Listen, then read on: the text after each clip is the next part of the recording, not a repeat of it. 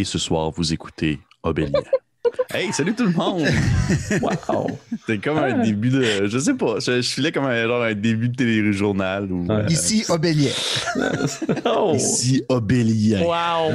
Alors, il est 20 heures après le monolithe.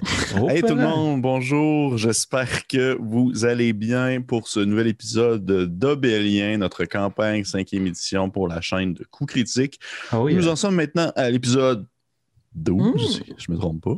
Ouais, c'est fou, hein? 12 déjà, le temps passe tellement vite qu'on est en bonne compagnie avec ses amis. Merci encore aux personnes qui sont là, qui nous encouragent. Une bonne douzaine, exactement. Merci aux personnes qui nous encouragent, qui nous lâchent des commentaires, qui partagent, qui disent « On veut voir la suite ». Des choses comme ça, c'est vraiment cool. C'est au-delà de mes attentes. C'est au-delà de nos attentes, je crois. Mm-hmm. Et sans plus tarder, je pense qu'on va vouloir commencer ça rapidement. Mais avant toute chose, Francis, est-ce que tu voudrais, s'il te plaît, me convaincre de quelque chose? Ben, je veux te convaincre que c'est important toujours de remercier notre partenaire officiel, Boutique Imaginaire. Yes! Mm-hmm. Boutique Imaginaire, mon Dieu, c'est incroyable la quantité de stock. J'ai été sur leur boutique récemment en ligne, puis j'en revenais pas. La quantité de stock qu'ils ont dans la catégorie jeux de rôle, mais qui n'est pas nécessairement considéré comme des jeux de rôle, disons, de grandes compagnies. Ils ont beaucoup de stocks indépendants. Ils ont beaucoup de trucs qui ont aidé à développer comme des produits Kickstarter. Je vous invite vraiment à consulter leur site web, la boutique imaginaire.com. Il y a les liens dans la description. Il y a même un lien vers la section RPG exactement où vous pouvez trouver tous ces genres de produits-là. C'est vraiment incroyable la quantité de stocks qu'ils ont. Merci à eux d'aider Obélien, d'aider Coups Critiques et d'aider nous autres à faire les choses qu'on aime le plus, jouer ensemble. Wow. Ben oui. Le pouvoir de l'amitié. Je suis à l'international en plus. Exactement. Ouais. Okay. C'est incroyable. Ben, je voudrais vous raconter. Ah, vas-y. Je savais pas si c'était une anecdote, mais sérieux, tu veux-tu faire une anecdote? Ben, okay. Je savais pas. Non, est-ce que vous saviez que à l'imaginaire, c'est à l'endroit, parce que oui, ils vendent beaucoup de trucs avec les jeux de rôle, puis c'est souvent ça qu'on met de l'avant, mais ils vendent plein d'autres choses, dont des BD, dont des bandes dessinées. Ouais. Et c'est à l'imaginaire que j'ai acheté, en fait, la majorité de ma collection depuis que je suis tout petit. Okay, pour de vrai, c'est l'imaginaire, ça fait un bout de temps que c'est ouvert. Ouais. Et depuis que je suis un bambin, depuis que j'ai comme...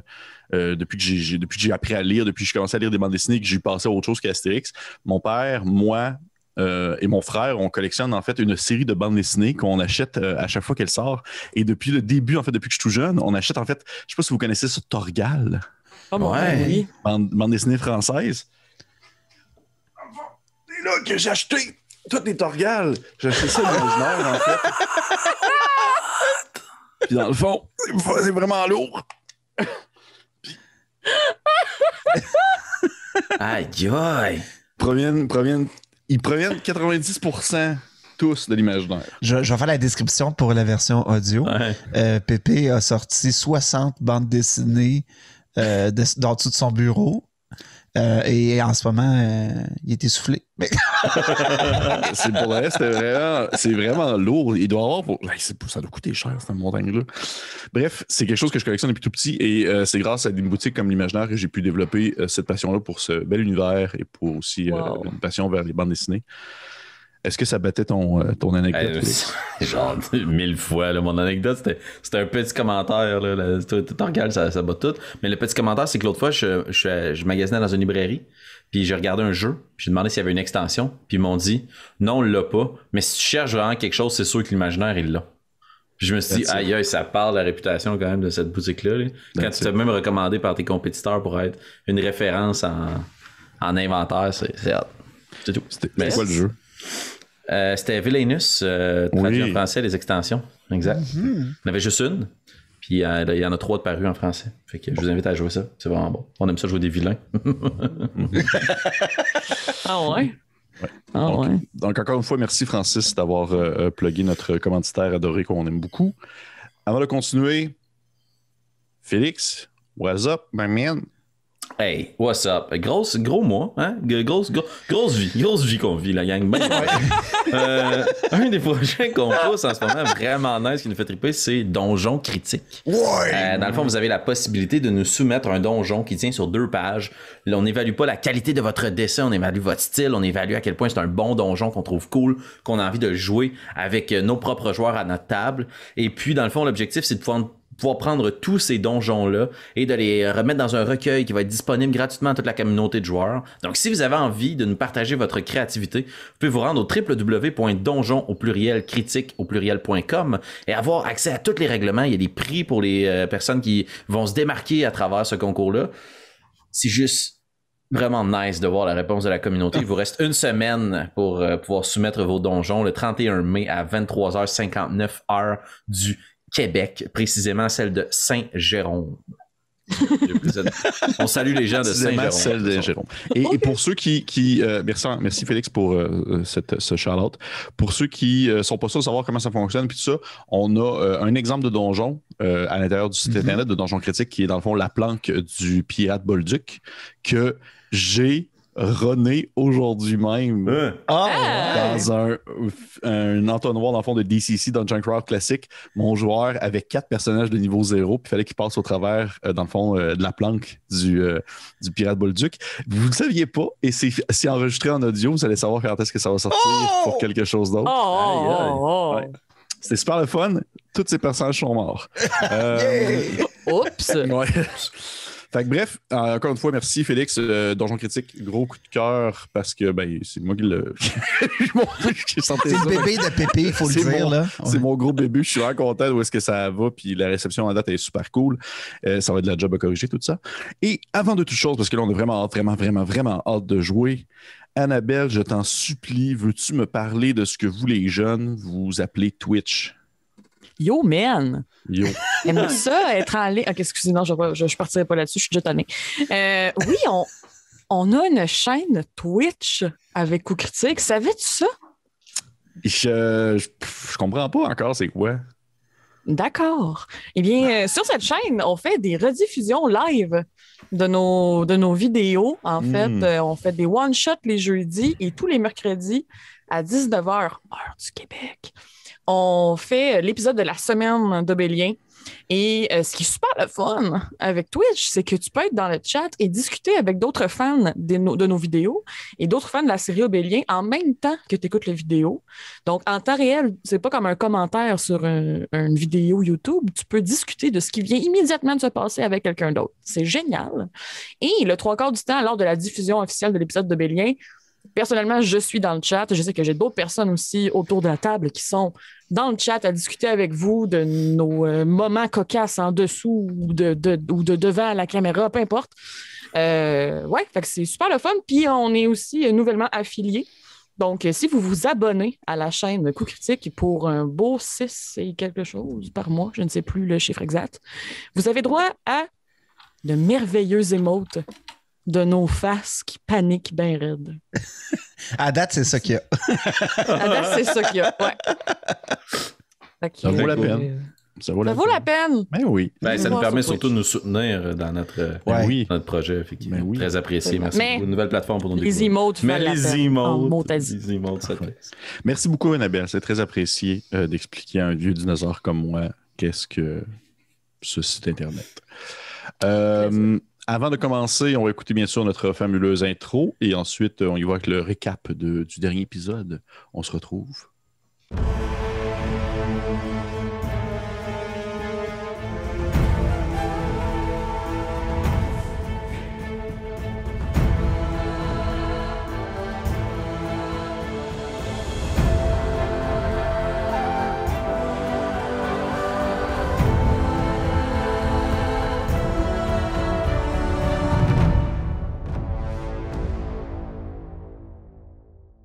Et oui, on se retrouve dès maintenant pour le récap de l'épisode 11. Gros épisode, gros et très long épisode aussi. Je pense que c'était un de nos plus longs épisodes d'un seul coup. Lors de cet épisode, nos aventuriers ont pris le temps de discuter En fait, au début de l'épisode, ils ont comme réagi rapidement à l'apparition d'un membre de l'Empire qui a fait apparition à l'intérieur de la tente. Nous avons notre cher Alphonse qui est sorti avec l'individu, qui a discuté un peu avec, il a appris en fait que il semblerait que Léon le Fauve ne soit pas réellement, qu'il n'ait pas réellement toute sa tête et qu'il soit influencé via un personnage du nom de Henri qui ne serait pas réellement un membre de l'Empire, qui serait un soldat qui serait apparu tout simplement comme ça au sein de, on va dire, de l'armée de Léon le Fauve et qui l'influencerait d'une manière ou d'une autre. Les joueurs ont pris conscience de cette affirmation. Et vous avez discuté entre vous beaucoup sur la marche à suivre, sur qu'est-ce que vous vouliez faire, grosse discussion sur vos valeurs, sur votre impression entre vous, certains liens de confiance qui sont liés en fait. Je trouvais que c'est un très bel épisode pour ça. Ça a été vraiment très marquant pour ça. Le pouvoir de l'amitié qui gagne. Le pouvoir de l'amitié. Et vous avez décidé en fait d'aller voir Youbel au petit matin. Afin de discuter avec lui un peu de la suite pour savoir aussi qu'est-ce qui en vient de lui, pourquoi est-ce qu'il vous a pas suivi jusqu'au party des centaures. Ouais. Et lorsque vous êtes arrivé dans sa tanière, vous aviez trouvé l'endroit un peu délabré, jeté un peu à gauche et à droite, Youbel absent, et ainsi est apparu au seuil de la porte d'entrée de son souterrain ce personnage qu'on nomme sous le nom de Henri, un membre de l'Empire aux cheveux d'ébène et dans le fond au teint un peu basané qui vêtu des mêmes vêtements que porte notre cher Alphonse. Il a commencé à vous discuter un peu, tâter le pouls, essayer de vous peut-être de vous convaincre de partir. Au moment où est-ce qu'Alphonse a tenté de quitter, il a comme tenté il a fait une tentative, si on veut, d'attaque sur toi subtile, vicieuse, avec l'aide d'un genre de petit verre que tu as réussi à éviter. Une chance que tu as réussi à éviter. Ouais. S'en est suivi un combat où Henri s'est révélé étant une créature tentaculaire dégoûtante qui balançait des espèces de petits ouzes, des petites gélatines noirâtres, des petits tentacules qui attaquaient à gauche et à droite.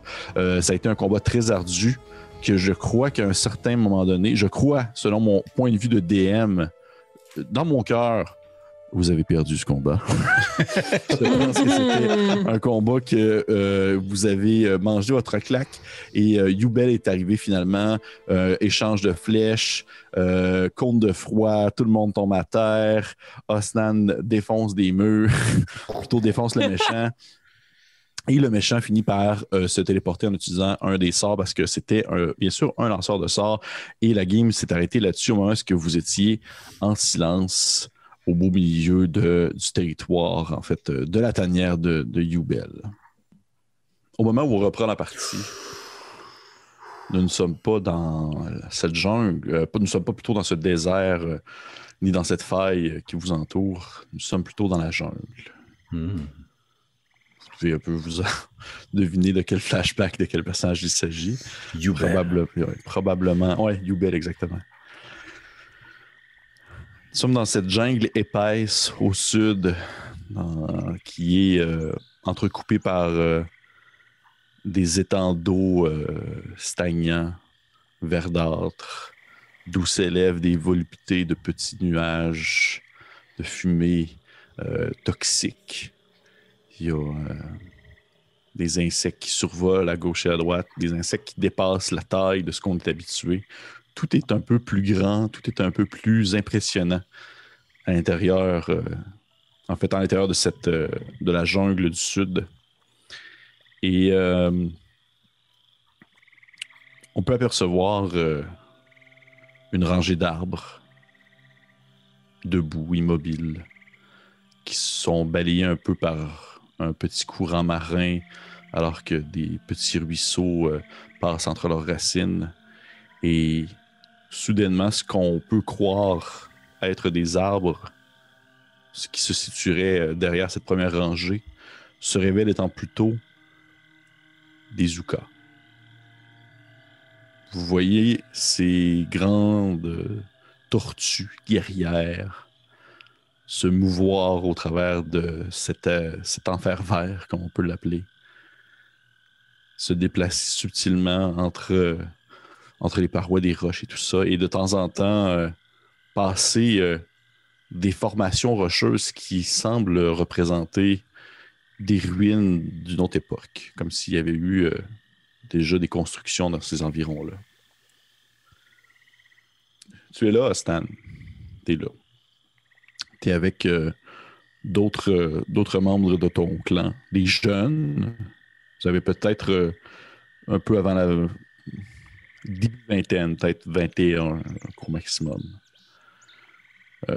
Vous êtes tous armés de votre équipement habituel. Toi, tu portes encore des espèces de tapis de feuilles qui ont été étendus sur ton torse ainsi que sur ton bras pour aider à cicatriser ce tatouage que tu as reçu tout récemment. Ça t'étire encore. Des fois, tu vas bouger le bras, tu vas le sentir, quelque chose se mouvoir dans ton bras comme s'il y avait... comme si l'encre utilisée pour la scarification se déplaçait au travers de tes veines. C'est très douloureux, c'est très demandant. Tu penses même que tu fais peut-être un peu de fièvre. Et vous vous déplacez ainsi en silence, à la queue leu-leu, au travers de cette jungle, au travers de cette forêt épaisse, difficile, étouffante. Mais pour vous, c'est votre maison, c'est votre foyer. Vous arrivez non loin d'un rebord, probablement un gigantesque arbre qui porte une très grosse racine épaisse, massive, qui sort un peu de son lit d'eau, qui fait en sorte que ça donne l'effet d'un couvert, et vous placez un peu derrière cette gigantesque racine-là, et vous jetez un coup d'œil de l'autre côté, vous apercevez ce campement, des espèces de tentes en peau d'animaux, un feu au centre, situé sur un petit endroit un peu plus sec, et des individus vêtus de feuilles et de branches, avec des capuchons, des espèces de grandes capes de feuilles et de branches qui semblent cacher un peu leur identité, qui tentent du mieux qu'ils peuvent d'être subtils au travers de cet enfer vert, mais que ils ne peuvent pas vraiment être ils ne peuvent pas vraiment avoir une facilité à se cacher alors que ils sont sur votre territoire. Et votre ressenti, qui est encore pour l'instant seulement de la curiosité, devient autre chose au moment où tu aperçois un de ces êtres, dans le fond, vêtu de son capuchon et de sa longue cape de feuilles, sortir d'une des tentes, les bras couverts de sang. Et il est en train de s'essuyer un peu sur sa devanture, son espèce d'armure de peau et d'os qu'il porte. Et il se tourne, il met sa main à l'intérieur de la tente et il en sort la tête d'un Nuka. Coupé, fraîchement coupé. Tu reconnais un des membres de ta tribu. Puis à ce moment-là, tu vois un des individus enlever sa capuche et tu reconnais ces hommes lézards qui sont vraiment l'ennemi juré de ton peuple. Et ils commencent à parler un peu entre eux. Quelle langue tu parles, mon cher? Je parle Aquan, commun et orc. OK. Intéressant. Pas assez, mais intéressant. Tu les entends parler dans une langue que tu ne comprends pas, mais ton voisin de racine, on va l'appeler, qui est situé juste à côté de toi, te traduit un peu mot pour les autres parce que tu n'es clairement pas le seul à comprendre. Ils sont en train de parler une langue que tu entends si souvent si on retourne à l'époque actuelle, là, on appelle du draconique, là, une espèce de langue profonde, osseuse, qui vient du fond de la gorge. Et ils sont en train de discuter entre eux. Et tu vois un des draconiques, un des hommes lézards commence à parler, il fait et ton collègue à côté de toi traduit mot pour mot, il dit c'est comme s'il parlait à sa place, il dit il n'avait pas de tatouage, celui-ci. Et tu vois que les autres hommes lézards continuent à discuter entre eux. Et l'homme, en fait, le Hooka à côté de toi continue à traduire à mesure que la discussion avance. Et tu vois qu'il fait mention, en fait, qu'il semble chercher des Hookas qui connaîtraient un savoir secret, un savoir oublié du passé.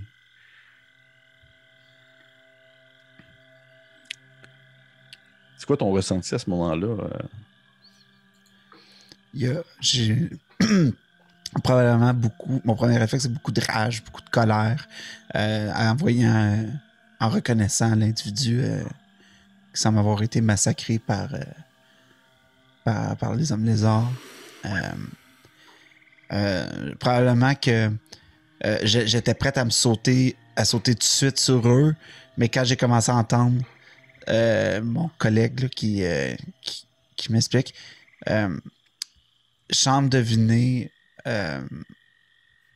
Kozu m'a probablement parlé de ce qu'il me faisait là, du tatouage. Fait que, probablement que je me dis, je regarde puis je regarde mon collègue puis je fais comme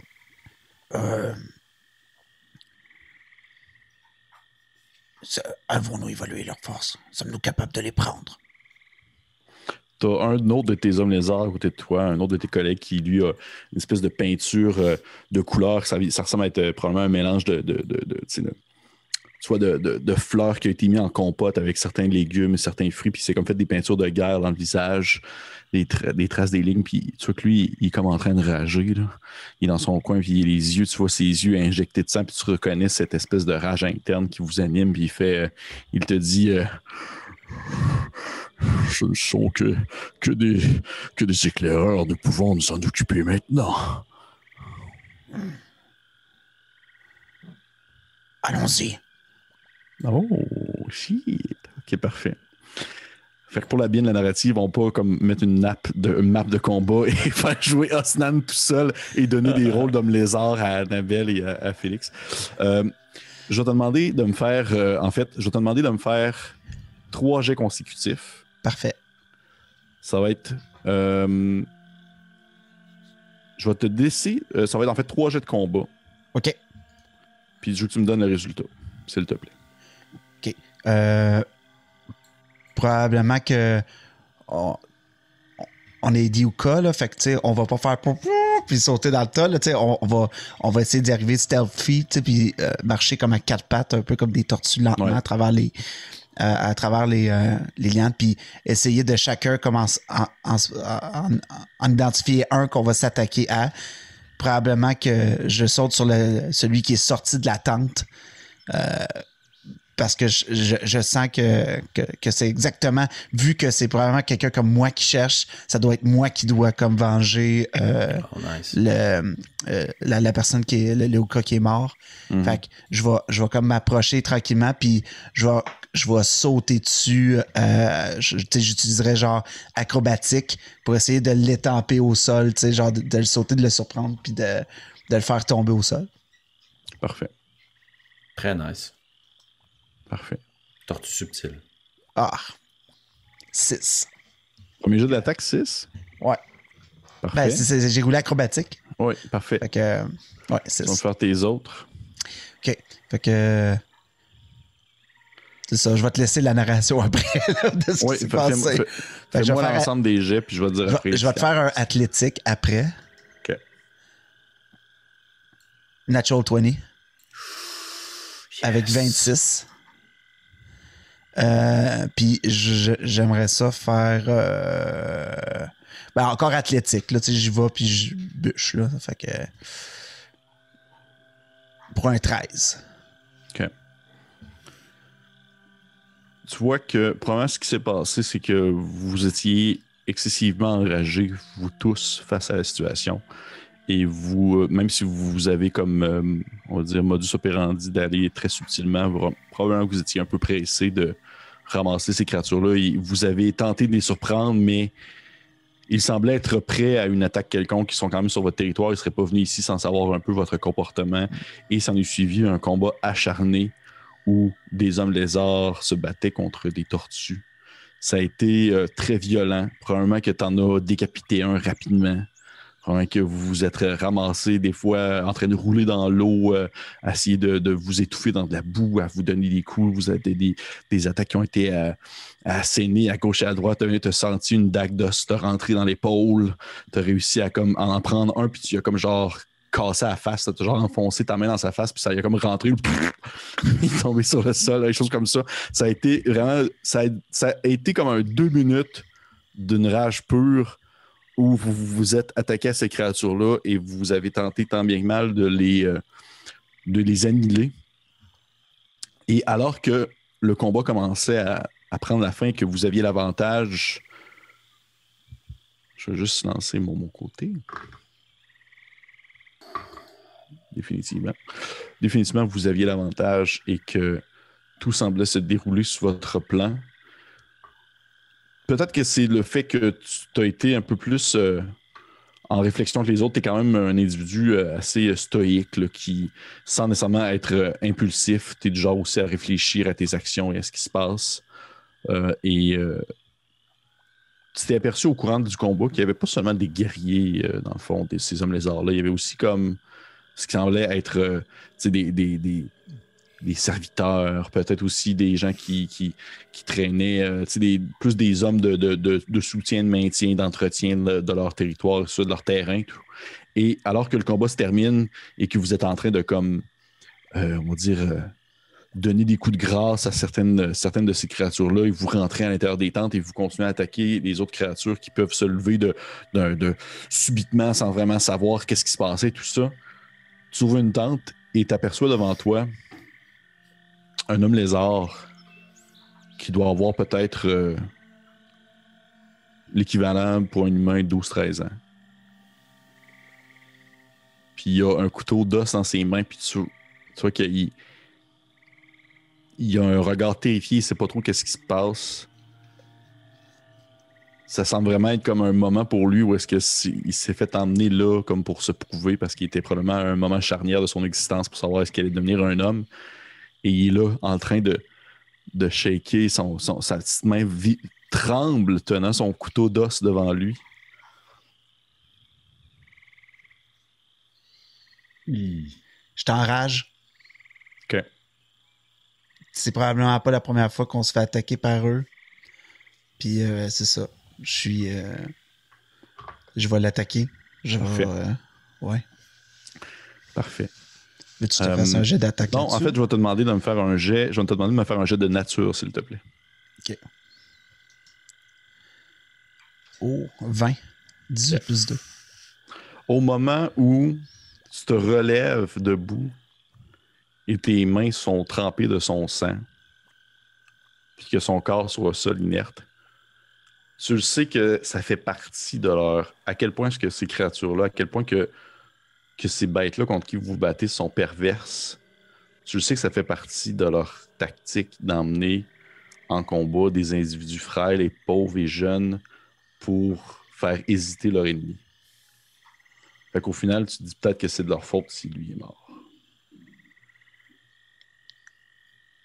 OK. Et on est à ce moment-là où est-ce que tu regardes tes mains ensanglantées du sang de ce jeune homme-là que tu viens de mettre à mort.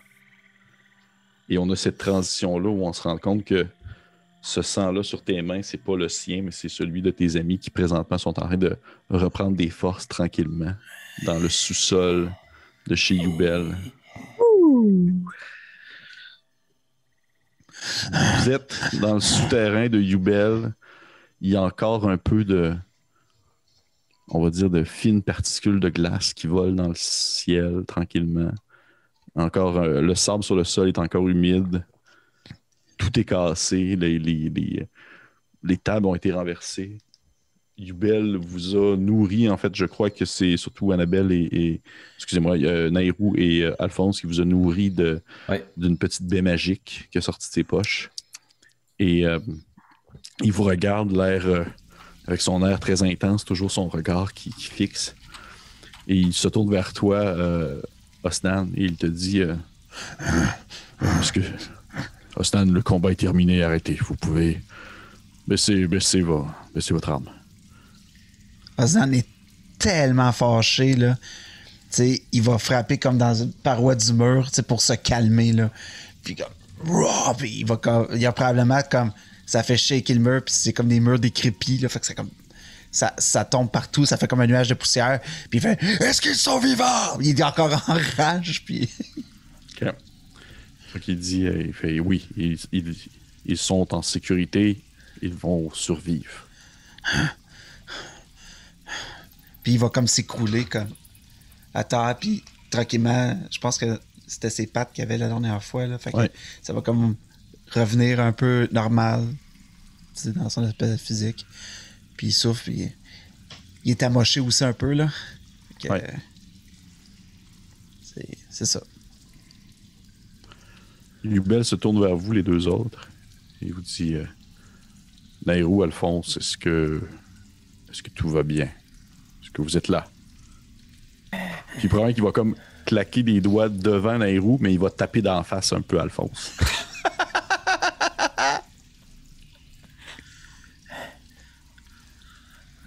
Avez-vous un bocal ou quelque chose qui pourrait nous permettre de ramasser les restes? Alphonse, vous venez passer à 2 doigts de la mort. Prenez le temps de respirer. Croyez-vous que nous avons le temps de respirer? Il faut comprendre le plus rapidement ce que c'est. Se réfugier. Venons de déclencher une série d'événements qui prendront rapidement une tournure désagréable. Chaque seconde compte. Donnez-moi un bocal. Pendant ce temps-là, Nairo dit rien. Puis je nous imagine assis un à côté de l'autre, comme un sous-sol, là, un peu genre. Puis pendant qu'Alphonse s'emporte, va juste comme prendre son bras, l'agripper un peu fort, se tourner vers lui, puis juste comme. Est-ce que vous allez bien, Alphonse? Visiblement, non. J'ai déjà vu mieux. Et vous? Oui. Nairou est dans un état que vous l'avez jamais vu. C'est pas juste de la souffrance physique. Il y a quelque chose d'autre qui se passe en dedans d'elle. Elle est beaucoup dans sa tête en ce moment. Puis elle répond plus ou moins à Yubel parce qu'elle a pas l'air de l'entendre. Il y a quelque chose d'autre qui se passe en dedans d'elle en ce moment. OK. Yubel se lève debout. Il va dans un coin de sa pièce. Il revient avec un bocal vide. Il te le met devant toi, Alphonse. Puis il dit ramassez ce que vous voulez. Nous devons partir rapidement. Je ne crois pas que nous sommes en sécurité ici. Est-ce que c'est vous qui avez vidé les lieux? Oui, mais disons que j'ai eu un peu d'aide. C'est qu'il va se tourner de bord en direction de l'obscurité de son entrée, l'entrée des souterrains, puis il va comme faire un petit sifflement, puis vous entendez un petit mouvement comme quelque chose qui semble approcher timidement et sortir de l'obscurité. Et vous reconnaissez en fait ce petit grain blanc qui est... vous pouvez voir les joueurs qui sont bien contents. Ce petit grain blanc qui est tout gêné.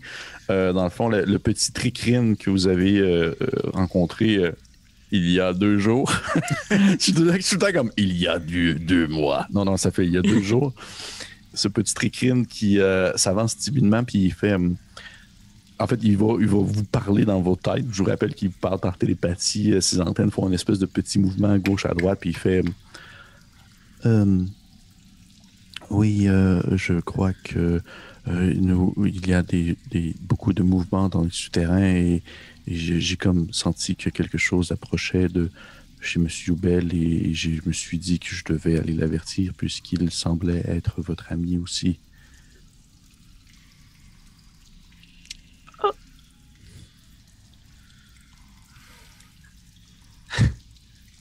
Automatiquement, excusez, je suis ému pour vrai. Automatiquement, Nairou sort un peu de sa transe, reconnaît Grain Blanc, il retrouve un peu d'énergie, juste assez pour être capable de serrer le genre de sac d'os dans ses bras. Là. Ça doit être tellement bizarre de faire un câlin à un insecte. Ouais. Mais Nairou va le faire, c'est sûr et certain. Puis comme va y répondre à voix haute. Puis j'imagine que ça marche aussi la télépathie parce que si tu dis quelque chose, tu l'entends. Oh, oui. Oh, il y a des oreilles. Je sais pas. Quelque chose juste comme Grain Blanc, comment allez-vous? Est-ce que votre famille va bien? Le clan va plutôt bizarre. Il semblerait plus les hommes du grand espèce de grande créature dorée creuse, plus les gens de mon clan ont l'impression que quelque chose joue dans leur tête. Ils deviennent agressifs, ils perdent contact avec la réalité. Et Boitsev commence à penser que nous devrions peut-être nous enfoncer plus profondément dans les cavernes et partir. Pour notre sécurité. Vous ne semblez plus être en sécurité ici, mais pourquoi ne pas quitter la faille et vous installer ailleurs dans les montagnes? Nous avons toujours vécu ici. Boitsev dit que même si nous sommes maintenant libres des personnes qui ont habité cet endroit auparavant, nous sommes chez nous ici. Il n'est pas question de partir, tout simplement. Et pour une des rares fois, depuis que vous la connaissez, vous allez voir Nairo perdre patience et même s'emporter un peu. Et toujours avec un peu comme Grain Blanc dans les bras, un peu plus par les épaules cette fois-ci, puis crier. Parler un peu fort, pas crier, là, mais juste un bon. Mais ils vont revenir, Grain Blanc, vous devez partir. Tu vois, s'il pouvait avoir des expressions faciales, il aurait de l'air effrayé, là. Mais c'est un insecte, fait qu'il n'y en a pas. Mais tu vois que ses antennes se mettent à tourner à gauche et à droite, puis même se croiser un peu comme s'il était encore plus gêné. Puis il fait je dois écouter les sages de mon clan, je ne peux pas partir comme ça. Eux savent ce qui est bon pour nous. Aznan va se lever à ce moment-là, puis il va faire on doit partir maintenant. Nero, c'est un enfant. Allez. Puis il va probablement essayer de ramasser Alphonse, tu sais, qui est encore amoché, tu sais. Puis dit vous semblez encore avoir assez de force, Nero.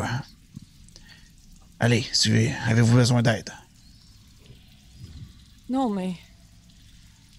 Aznan, c'est un enfant. Oui. Nous aurons tout le temps d'en discuter plus longtemps ailleurs qu'ici. Je ne suis pas en état de vous protéger encore plus longtemps si cette créature revient. Allez. Yubel, Alphonse, je veux dire... Déposez-moi, je veux prier, Osnan. Puis péniblement, je vais mettre ma main sur ta hache, là, ton marteau de guerre, puis je vais incanter le sort lumière pour pouvoir nous éclairer un peu dans les souterrains. OK. Fait qu'encore une fois, les runes et autres qui s'allument. Je vais me retourner vers Nairo. Je suis plutôt d'accord avec Osnan. C'est un enfant. Nous parlerons plus tard. Vite. S'il revient, nous sommes tous morts. Lui aussi. Yubel prend la parole et il dit je suis d'accord de partir, mais vous voulez aller où présentement? Grain Blanc. Tu peux nous amener à un endroit sûr, le temps que on puisse passer nos plaies. Il fait bien sûr, je connais 2-3 endroits où je jouais à la cachette avec mes amis. Si c'est une assez bonne cachette, la créature ne nous trouvera pas. Allez, on te suit. Parfait. Donc, vous suivez ce minuscule tricrine qui est devant votre groupe et qui semble se déplacer assez agilement. Vous sortez de la cachette de Yubel qui, ce dernier, en fait, ferme la marche, s'assure, en fait, de la sécurité de votre arrière, son arc sorti, et va regarder, dans le fond, un peu tout le temps derrière vous, voir si vous êtes suivi, alors que vous êtes un peu un paquet au centre qui se déplace. Grain Blanc vous apporte dans des couloirs. Tu sais, c'est autant vous avez visité ces couloirs-là il y a 2 jours, autant vous les reconnaissez pas. Là. C'est tellement... Tout se ressemble dans ces couloirs-là. Ça en est difficile. Là. Un grain de sable est comme un autre. Chaque chemin est comme un autre. c'est l'obscurité partout. Vous revoyez les mêmes dessins sur les murs, mais en même temps, vous vous dites ouais, mais ce dessin-là, il était comme sur un autre mur plus loin. Là. C'est un vrai dédale labyrinthe qui pourrait faire perdre n'importe qui pour une durée indéterminée. Et vous suivez le jeune grain blanc qui vous apporte au travers de ces différents chemins-là. Au fil de notre chemin, DM, je vais péniblement sortir des phrases de mon livre puis incanter messages pour envoyer sporadiquement à Albert du Boncoeur ainsi qu'à Joseph des messages d'alarme. Alerte. Henri nous a retrouvés. Il sait que quelque chose ne se déroule pas bien. Restez loin de lui et de Léon le Fauve. Puis Albert, je veux dire... Ne retournez pas à la surface, où que vous soyez. Restez cachés. Les dangers. Léon le Fauve est un ennemi. Les messages d'alarme. T'as envoyé ça à Albert et à qui d'autre? À Joseph... Joseph le premier, ouais. Joseph Despaumes. OK, parfait. Est-ce qu'ils peuvent te répondre? Oui. Puis c'est 120 pieds par contre, fait que c'est pour ça que je vais l'incanter comme des phrases courtes au fur et à mesure de notre voyage, de notre chemin dans l'obscurité, parce que je sais pas en tout son où. OK, c'est un cantrip ça? Oui, c'est un cantrip. OK, fait que tu peux le faire indéfiniment. Ouais, ben là, tu sais, je vais pas spammer non plus le channel. Non, stop. Parfait. Fait que t'as tout le temps cette espèce de... ces petites phrases-là qui semblent sortir de ta bouche dans une petite lumière bleutée qui font comme se faufiler à gauche et à droite. Et... à un certain moment donné, t'as Joseph qui te répond. Probablement qu'à un certain point, tu devais être à distance, là, vraiment une limite de 120 pieds. Là, t'as Joseph qui te répond et qui te dit... Je vous faisais confiance, là. Ça commence vraiment à déraper, la situation, là. Il se passe quelque chose au centre de la faille. En fait, à l'intérieur de la ville. T'es fermé, Alphonse, mon cher Alphonse. Et calé que je prenais des notes frénétiquement. Ouais. Je m'arrête frais de sec, je lève la main, puis je me retourne à peu près dans la direction que je viens tout juste de pointer. Que voulez-vous dire? Quel genre d'événement? Et il peut te répondre en combien de mots? C'est pas spécifié, mais j'ai l'impression que c'est des petits messages courts. Là. OK. Il dit...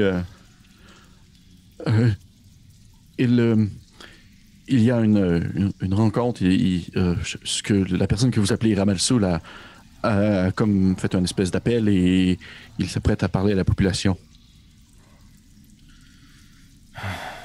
Je vais partager cette information avec le reste du groupe.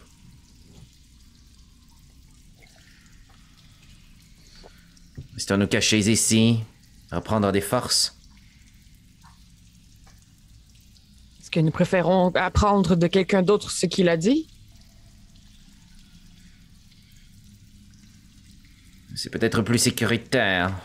Si le message en question s'adresse contre nous, bien, il vaut mieux peut-être ne pas être sur place. Cependant, s'il s'adresse véritablement contre nous, qui osera nous le redire sans nous arrêter? L'homme à qui vous venez de parler est de confiance.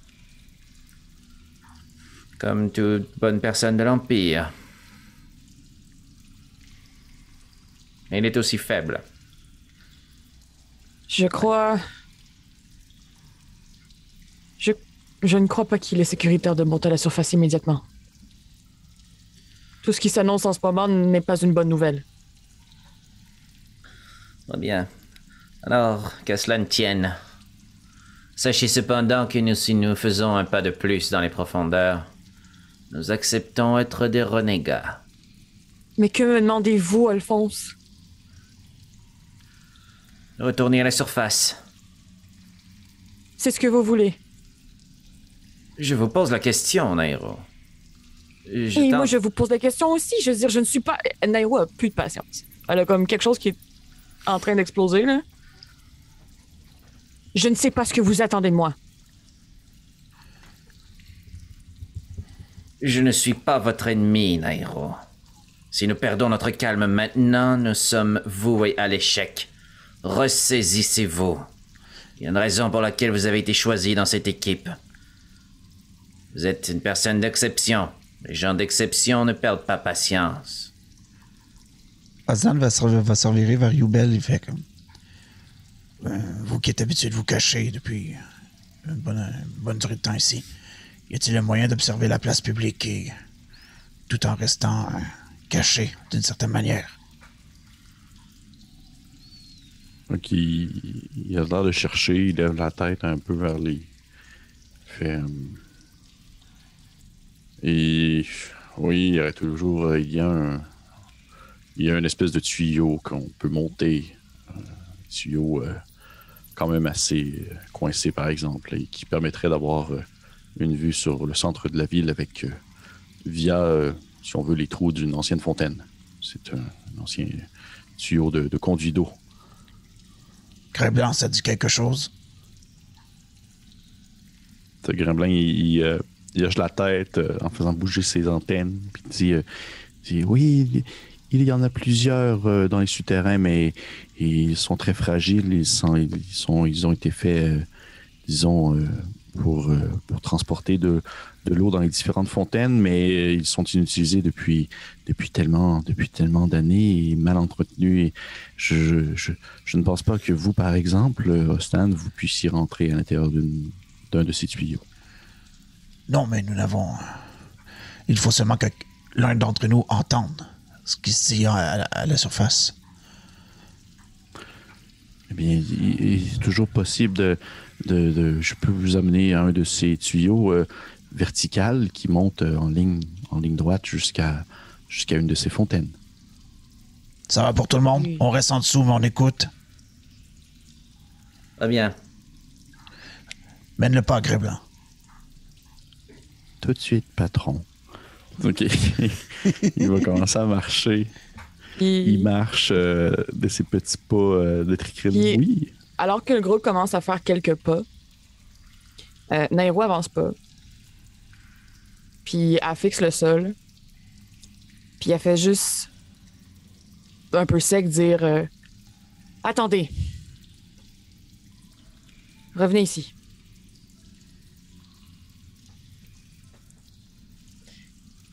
Puis vous la voyez prendre son bâton, en fait, qu'elle prend pratiquement rarement si c'est que pour taper avec. Puis elle se concentre, puis elle le met devant elle. Elle soupire. Puis elle vous fait placer Alphonse et Osnan un peu comme en triangle autour d'elle. Puis elle va comme taper sur le sol un peu fort une fois. Puis une deuxième fois. Puis la deuxième fois, il y a comme une genre de boule de lumière bleutée qui va comme émaner de tout ça. Puis c'est pour ses vêtements à elle, mais pas pour les vôtres. Ça va faire un peu comme si c'était en dessous de l'eau. Fait que ça va comme commencer à flotter un peu. Et elle est en train de channel le Divinity pour Preserve Life, que je ne saurais comment traduire. Préserver la vie. Et je sais pas, parce que c'est la première fois que je fais ça, je vous en parle, dites-moi comment est-ce que vous voulez faire ça. J'ai 25 points de vie à distribuer. Est-ce que ça se fait de vous demander, vous en auriez besoin de combien, mettons? DM, qu'est-ce que t'en penses? Oui, ça, ben, d'un point de vue, je considère que oui, dans le sens que c'est très instinctif. Tu vas pas commencer à donner trop de points de vie à quelqu'un qui en aurait pas besoin. Ça serait comme niaiseux. Là, je veux dire, on n'est pas. Oui, je considère que oui, d'un point de vue mécaniquement, tu peux diviser ça de manière logique selon le besoin de tous et chacun. Sur une échelle de 1 à 22, j'ai l'air vraiment, vraiment amoché. Moi, je me tiens debout. J'ai pas de misère à bouger, là. Je suis magané, mais j'ai des cicatrices puis des trucs de même. Déjà un œil qui enfle, là, je saigne ici, je suis totalement givré, ma peau commence à noircir à des endroits où j'ai des engelures. Ouais. Non, je suis correct. Tu sais, genre, tu prends 20, tu sais, entre vous deux, là, tu sais, puis si tu m'en regardes un petit 5, je vais être content. C'est ça que je vais faire. Ça va être 20 Alphonse, puis 5 Nairou, 5 Osnan. T'en as 30 total? Non, pas du tout. 15 Alphonse. C'est 5 Nairou, puis 5. Moi, je sais compter.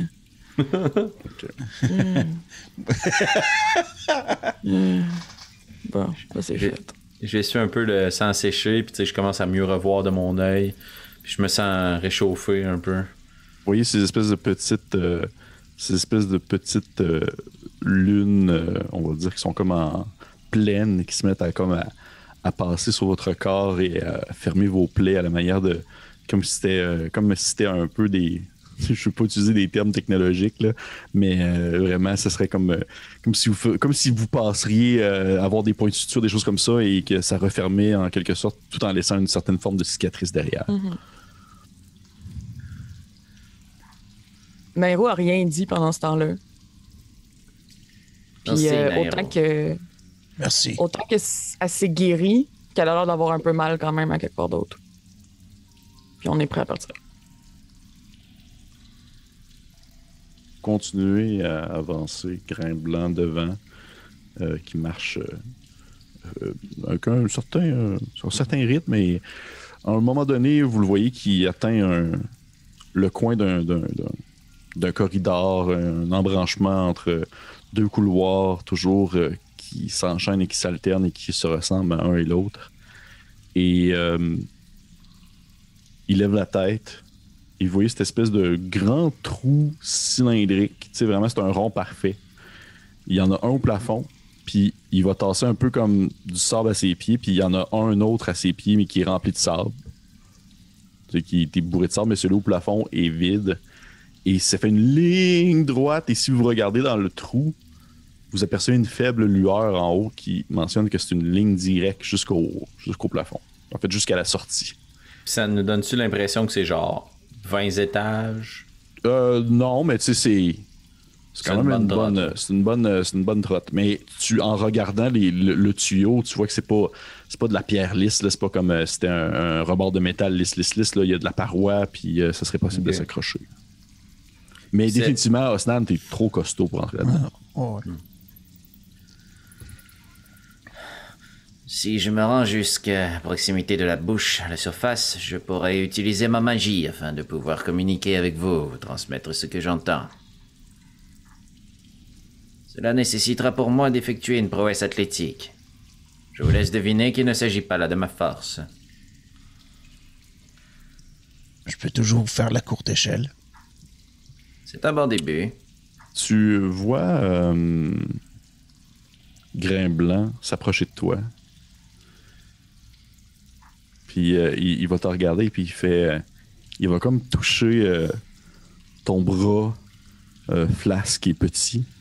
Puis il va dire vous êtes faible, mais il y a des choses fortes dans ce tunnel.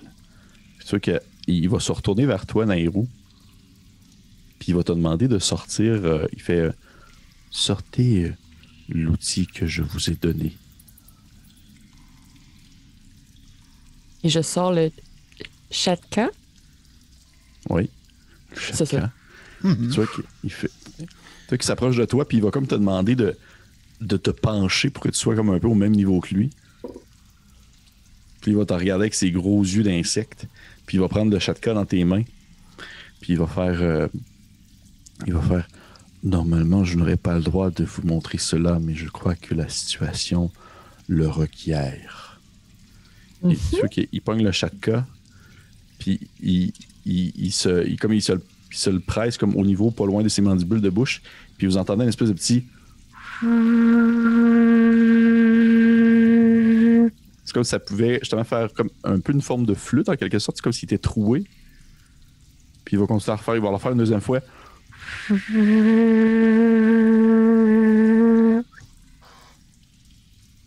Et après quelques secondes, vous entendez un... Et vous voyez sortir du sol, à quelques mètres de vous, une gigantesque... juste le terme en anglais, je vais aller chercher ça immédiatement en français parce que je ne peux pas dire en anglais. Un gigantesque scarabée qui émane d'une grosse lueur rougeâtre au niveau de son torse. Comme une fire beetle, ce qu'on appelle en anglais. Gigantesque scarabée. Sauf qu'il n'est pas de taille small, il est vraiment comme de taille médium, la grosseur d'un humain. Puis il va comme se mouvoir sur le sol. Tu vois, Grain Blanc reprend l'instrument puis il refait... Puis il va se tourner vers toi, Alphonse, puis il va te dire vous pouvez grimper dessus, il va vous aider à monter jusqu'en haut. Je vais me retourner vers Nairou, puis je veux dire Vos amis sont épatants. Et d'une grande utilité, ne l'oubliez pas, Alphonse. Tant que je ne tombe pas. Puis je vais grimper sur le scarabée, m'accrocher, après s'il y a une cornouole, puis vraiment incertain, me fermer un peu les yeux. Parfait. Fait que, tu vois qu'il va se retourner vers toi, Nairo, puis il va te redonner l'instrument. Puis il va te dire, si nous passons un peu de temps ensemble, je peux vous apprendre comment l'utiliser pour en appeler si jamais il y en a dans les environs. Ils répondent en fait à une certaine forme de fréquence qui émane de cet instrument. Il peut servir à plusieurs choses. Grain Blanc, vous êtes notre sauveur aujourd'hui. Je suis le futur empereur. Tu sais comment en blague, là? C'était une tentative de gag de tricrine. Ça marche pas, moi je le crois. C'est le fils du roi. Ça y est. Et c'est ainsi.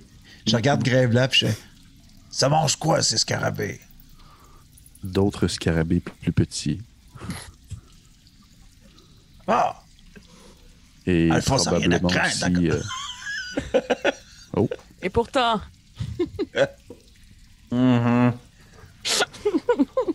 Eh oui. Donc, vous pouvez y aller, Alphonse. Puis tu vois qu'il va comme donner juste une petite tape sur le derrière du scarabée. Puis celui-ci va juste faire une espèce de petit... Puis il va comme grimper comme à la verticale sur la paroi. Holy chiche. Alphonse, t'es vraiment comme accroché dessus. C'est un peu dégueulasse. Il faut comme que tu tiennes sur sa carapace de dos. Et tu vois que la créature émane une chaleur quand même assez impressionnante. Là, il fait chaud là-dessus. Là. C'est une espèce de scarabée de feu, un scarabée de flamme. Je sais pas comment on appelle ça en français, un fire beetle, mais... Ouais, un scarabée de flamme, c'est bon. Scarabée de flamme qui justement peut faire d'une certaine lumière lorsqu'il est dans l'obscurité. Puis il se déplace... Il grimpe en haut, puis t'es juste comme... Et pour ça, t'as pas besoin de faire de jet. Mais si. Il monte à ta place sur le rebord de la pierre. Et vous restez les autres en bas à attendre. Tu vois qu'il grimpe très rapidement. Il fait une espèce de... Et rendu complètement en haut, tu t'es dit ça a quand même été une bonne trotte. Là, tu regardes en haut, tu fais « Oh, shit! Ils sont quand même loin. » Et au moment où tu t'approches de la lumière, tu commences à ressentir cette espèce d'effet éclairant, très aveuglant, le soleil tapant au beau milieu de la faille. Et tu arrives, en fait, tu vois des petites fissures, des petites failles horizontales, faites sur le long à la manière d'un petit rectangle qui devait servir autrefois à projeter de l'eau. OK. Ouais. Cool. Et tu peux comme regarder à travers de ces failles-là. Je vais me pencher vers les petites fentes dans le mur de pierre. Puis je vais essayer de voir à travers la foule si je suis capable de voir à mal soul, tendre l'oreille, voir si je suis bien installé. Puis un peu sur le Beetle, là, je vais sortir mon livre, ma plume va se matérialiser d'elle-même, puis elle va commencer à prendre des notes pour la scène, essayer de repérer des choses, puis commencer à noter le discours. Okay. Les gens semblent très curieux autour de toi, ce que tu perçois, l'amassement de monde et de différentes nations, des différentes espèces présentes, des différents clans, sont vraiment comme en train de se poser des questions sur qu'est-ce qui se passe la première fois que ce genre de situation-là arrive. OK, c'est qui Ramalsoul? Il y en a qui ne savent pas c'est qui, pourquoi, c'est qui nous appelle de même, tout ça. Et tu aperçois ce gigantesque enfant de dragon d'or grimper sur le dessus de cette ziggourate, cette mini ziggourate improvisée qui lui sert de piédestal pour pouvoir discuter à la foule. Il est tout drapé d'une parure d'un bleu et blanc rappelant les couleurs de l'Empire. Et tu vois qu'il est tout bien habillé de cette espèce de grande toge-là, bleue et blanche, de cette grande prestance, de cette grande moustache qui lui descend de chaque côté. Cette moustache qui ressemble à des excroissances de reptiles, de ses yeux baignés d'un blanc que tu ne peux pas percevoir à la distance où est-ce que tu es. Sa grande collerette sur sa tête est vraiment soulevée vers le ciel et ça n'a pas été son piédestal n'a pas été placé à cet endroit-là pour rien. Au moment où il grimpe dessus, le soleil vient directement frapper ses écailles et son corps, l'illuminant de mille feux, lui donnant vraiment une allure divine, presque. Tu vois, à côté de lui, il y a des différents de ses conseillers. Tu reconnais Nefertari, qui est l'espèce d'enfant dragon noir que vous avez rencontré au début complètement, qui se tient pas loin de lui, les bras croisés, l'air sérieuse. Et il commence ainsi. Il dit il fait enfant de la faille, je suis heureux aujourd'hui de vous présenter enfin ce que nous offre demain. Depuis plusieurs mois, vous vous enivrez de ces plaisirs sans vraiment prendre conscience qu'autour de vous, un monde est actif et des alliances se créent alors que des guerres se déclarent. Puis tu vois qu'il continue ainsi pendant quelques minutes, parlant un peu de ce qui s'est passé au courant des dernières semaines, des derniers mois, mentionnant en fait qu'est-ce qu'il a fait, qu'est-ce qu'il a apporté, les déplacements d'eau, la nourriture qui a été donnée dans les rues, tout ça. Fait, nous assurons la sécurité de la faille du mieux que nous pouvons. Et grâce à vos efforts pour maintenir cette paix, nous pouvons maintenant dire que nous avons des alliés sincères et durables. Et tu vois, à ce moment-là, Léon le Fauve grimper sur la ziggourate à côté de lui. Et tu vois derrière Léon le Fauve, Henri, que vous avez rencontré il y a peut-être une heure et demie, qui est vêtu de son costume impérial. Et tu vois Léon le Fauve, qui n'est pas habillé de son costume habituel et qui porte plutôt comme des couleurs colorées représentant ce que les habitants de la faille portent. Une espèce de toge vraiment de couleurs plus drapées, plus légères. Et tu vois Ramalsoul reprend et il dit « Aujourd'hui, j'ai le plaisir de vous annoncer que la faille, cet endroit qui, jusqu'à maintenant, n'était que les ruines d'un passé, est maintenant aujourd'hui la ville du futur. Nous sommes maintenant alliés d'un empire puissant, d'un empire se trouvant de l'autre côté de ces montagnes, s'étendant à perte de vue. Et comme me l'a si bien dit la personne que vous voyez à mes côtés, qui se nomme Léon le Fauve, l'Empire va jusqu'à où son regard se porte. Et tu vois Léon le Fauve qui lève la main dans les airs, et là, les gens se mettent à applaudir, tout ça. Il fait... Ramassoul reprend, il dit « Les routes de commerce seront créées, des échanges commenceront, des produits pourront partir d'ici jusqu'au cœur de l'Empire, et eux-mêmes viendront vous porter jusqu'à vos chaumières des ressources et des biens dont vous n'avez jamais osé penser l'existence. » Puis il y a comme un silence qui s'installe. Les gens sont genre... Il y a du monde qui sont comme curieux. Tu vois qu'il y a d'autres personnes qui se posent des questions. Il y en a qui ont l'air d'être excités à l'idée. Il y en a qui font comme... Hey, c'est vrai, tu sais, quelques paysans qui sont venus de temps en temps venir porter du stock, mais ils ont arrêté de venir et tout ça.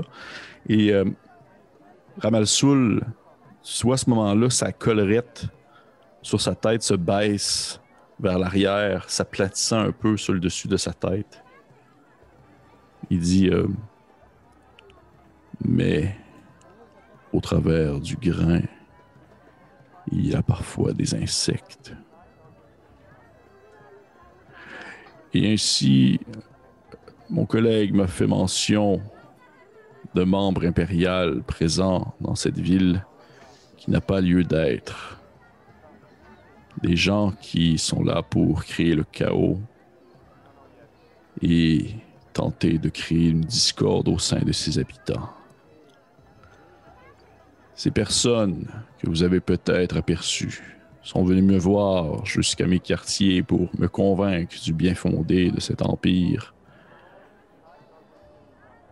Mais je crois qu'ils n'étaient là que pour détruire les aspirations que j'ai pour vous, peuple de la faille. Un humain, une elfe et une grosse tortue.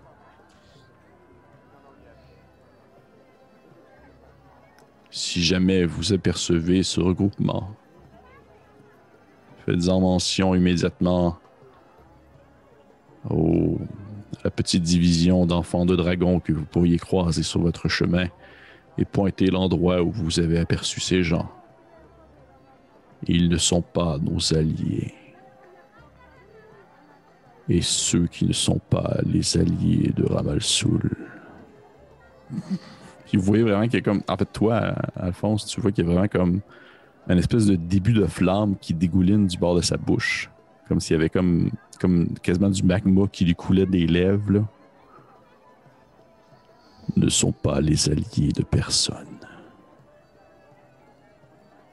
C'est sûr que les gens vont comme... OK, cool. C'est comme bizarre, ça a comme commencé bien, puis ça finit un peu inquiétant. Là. Ouais, ça finit intimidant pour la population aussi. Ça finit intimidant pour la population aussi. Et à ce moment-là, tu vois qu'il y a comme un... Ramal-Sul recule, puis il y a comme quelqu'un d'autre qui prend la parole, puis c'est comme une espèce de sous-fifre de Ramal-Sul, un enfant de dragon qui recommence un peu à juste comme refaire les points de son discours, puis il explique un peu la situation des prochains jours avec le OK, tu sais, pour les prochains jours, le pain va distribuer à telle place, bref, tu sais, ça tombe un peu dans le quotidien, et tu vois Ramal-Sul qui se tourne de bord et qui serre la main de Léon le Fauve. Puis ça ressemble pas mal à ça, je te dis. Dans mon souffle, je vais juste me murmurer entre les messages que j'envoie plus bas à mes collègues. Nous nous reverrons. Nous nous reverrons. Puis je vais me retourner vers le scarab de feu. Juste comme faire. Tu lui donnes comme une tape d'en face, là, parce qu'il était comme genre sur lui, là, fait que tu lui donnes comme une tape au-dessus de ses yeux globuleux, puis il fait une espèce de... Il fait juste comme reculer. Ça doit me faire descendre super lentement dans le trou, il y a juste mes yeux qui fixent à travers les ouvertures. Ouais. Nous nous reverrons. Alors, c'est ça, tu disparais. Tellement. Tu retournes en fait au niveau du... au bas, dans le fond du tuyau. Où tu vois Yubel, je sais pas les autres, mais vous voyez Yubel, il a un air extrêmement grave sur le visage. Je vais regarder Yubel et mes collègues. Vous savez ce que cela veut dire? Il recherche un humain, une elfe et une tortue. Ils n'ont pas parlé de vous. Sauvez-vous.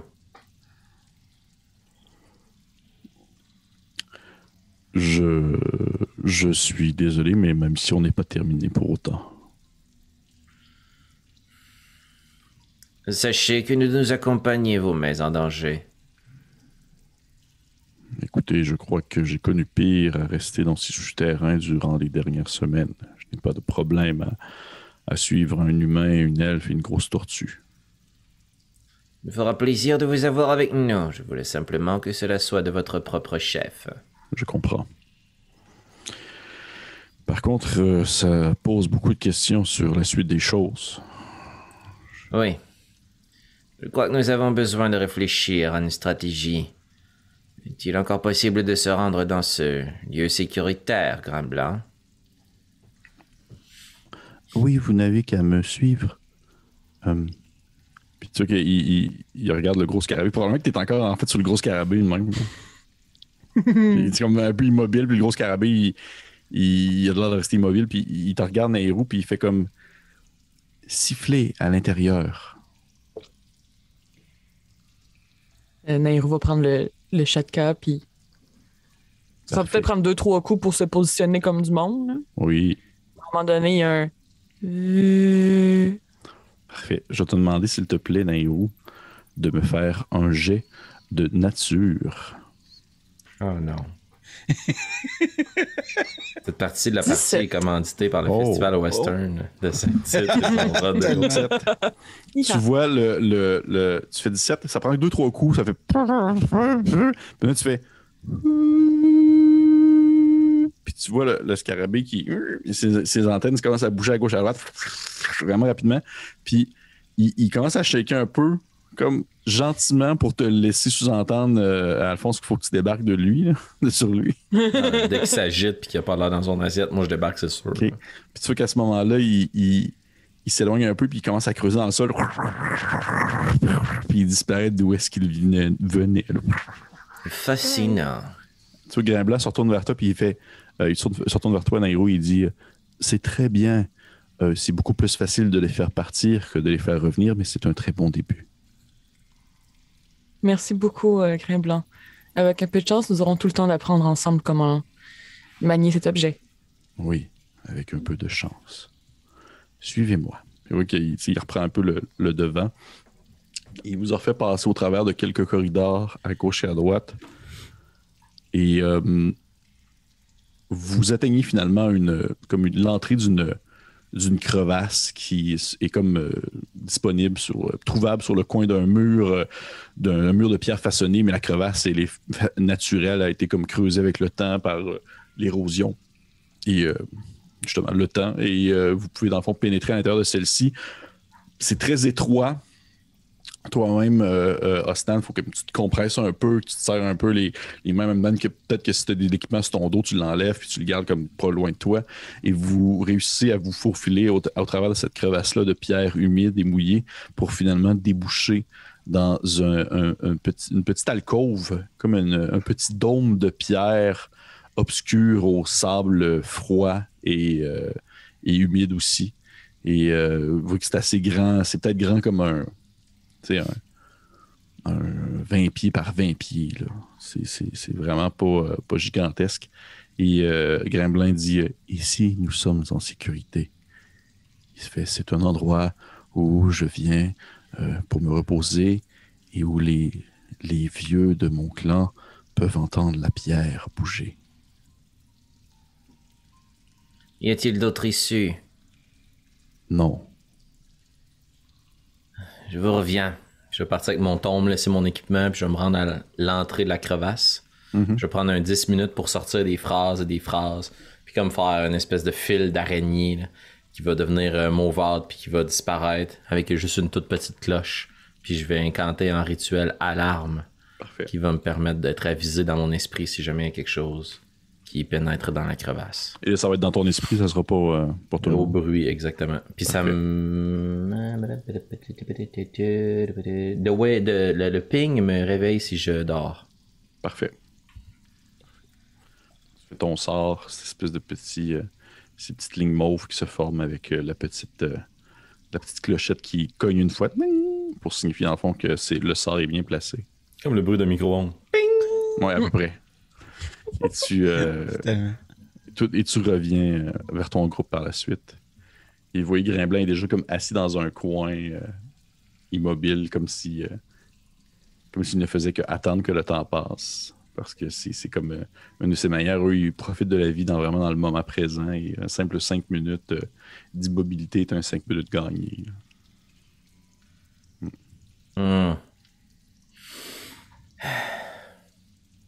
Eh bien, nous avons perdu cette manche.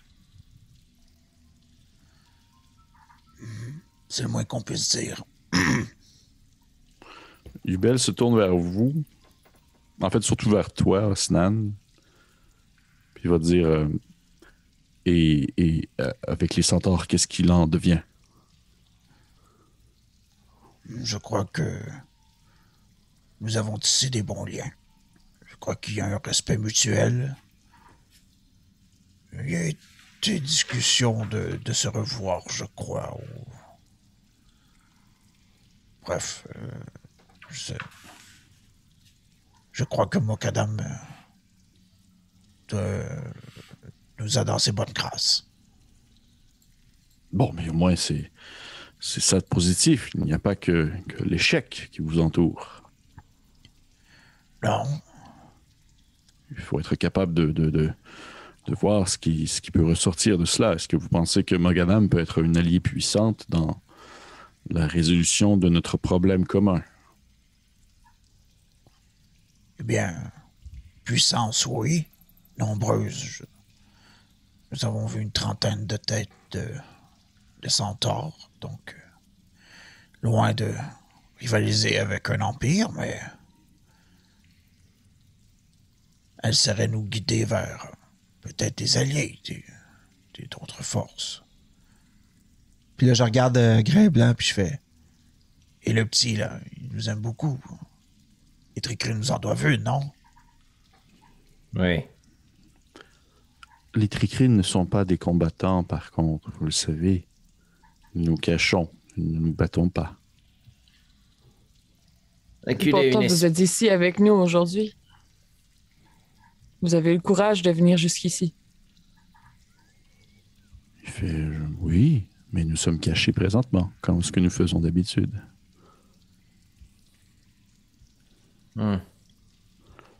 Yubel reprend en se tournant vers toi, Alphonse. Il te dit et là, vous croyez vraiment que l'Empire est maintenant officiellement allié avec Ramal-Soul, qui ne représente en fait aucune force. Ce n'est pas la Hanse des colosses, ce n'est rien.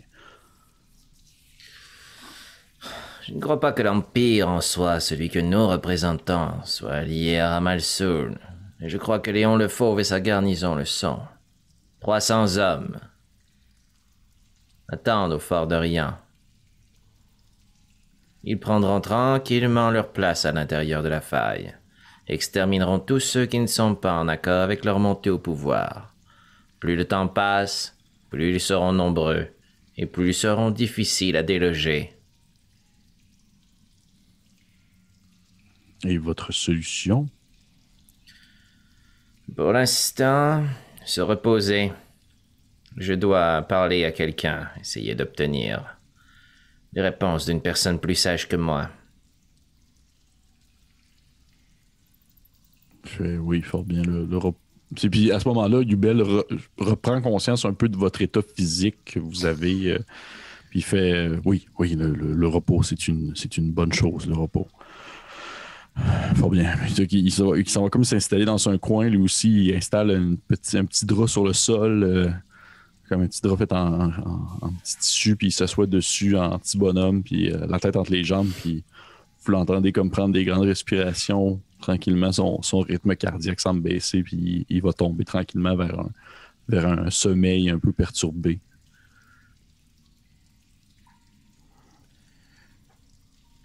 En regardant Nero, je vais... Mademoiselle Nero, vous allez bien? Et vous? Oh, je suis en pleine forme. Eh bien, moi aussi, Osnan, en pleine forme. Bon. Vous m'avez inquiété tout à l'heure. Est-ce que c'est... Pour Grain Blanc qui vous parle, il fait... Est-ce que c'est dans vos habitudes de vous mentir entre vous comme ça toujours? Vous n'êtes pas supposé rester silencieux et vous cacher, vous. Oui, désolé. Ses antennes vont comme se baisser sur le dessus de sa tête comme si justement il était mal. Puis vous voyez, il va comme se faire il va comme tomber en mode petit bonhomme, là, comme un petit cocon sur le sol à l'intérieur d'une petite trou de crevasse dans la pierre. Il va rentrer là comme vraiment ça a été formé pour lui. Ça fait... Je vais m'approcher de lui, recroquevillé. Je vais timidement, je suis pas sûr, puis je vais juste mettre ma main sur sa carapace. Puis je vais murmurer. Merci de nous avoir sauvés, petite créature. Je vous en dois une. Juste à côté, je vais mettre ma main sur la pierre, puis avec prestidigitation, je vais faire apparaître une lune, juste à côté de lui. Comme s'il couchait. Puis qu'il y avait une petite lune à côté de lui. Ah, tabac. Une veilleuse. Puis je vais l'effacer. Non, Dès qu'il va aimer ça, je vais l'effacer. Ouais. Puis, Parfait. Je voudrais regarder quelque chose, DM, avant qu'on passe à notre long rest ou à notre repos, en tout cas notre tentative de repos. Dans notre dernière séance de jeu, j'ai reçu une bourse d'or du soldat Joseph. Sa ration, pas sa ration, comment t'avais appelé ça? Sa paye de soldat. Oui. Je voudrais juste regarder à l'intérieur de la bourse, savoir combien il y a d'or dedans ou de copper, de pièces de cuivre. Tu ouvres la bourse et tu vois qu'il y a environ l'équivalent, toute monnaie mélangée, là, dont l'équivalent d'un peu plus de 100 pièces d'or. Ouh! Damn, Joseph! OK, that's great. M'installer au centre du cercle. Je vais pas prendre trop de place puis de spotlight si vous avez des petites choses à faire avant de vous coucher. Là. Fait que, m'adressant à vous, j'ai placé mon dispositif d'alerte à l'entrée de la crevasse. Si nous avons besoin de nous reposer, je crois que nous pouvons le faire assez prudemment. Restons sur nos gardes, mais profitons-en.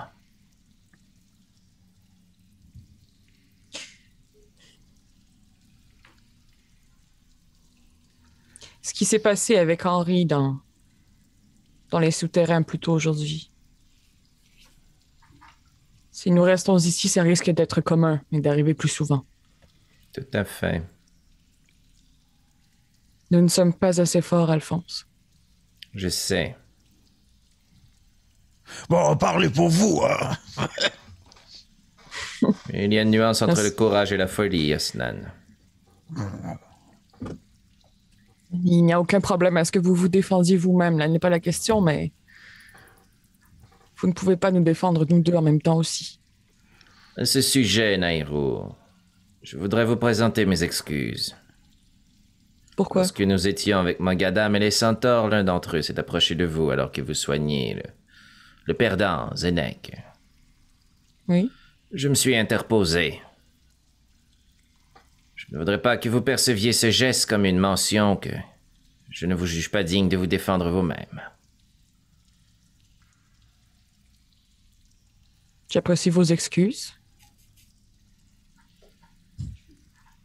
Quelle était votre intention à ce moment-là, Alphonse? Protéger une immortelle. Une vraie. Vous avez emmagasiné dans votre tête et votre mémoire tellement d'informations, vous êtes probablement beaucoup plus riche que la plupart des bibliothèques de l'Empire. Cela vous confère une certaine valeur. Vous êtes comme un très vieux livre.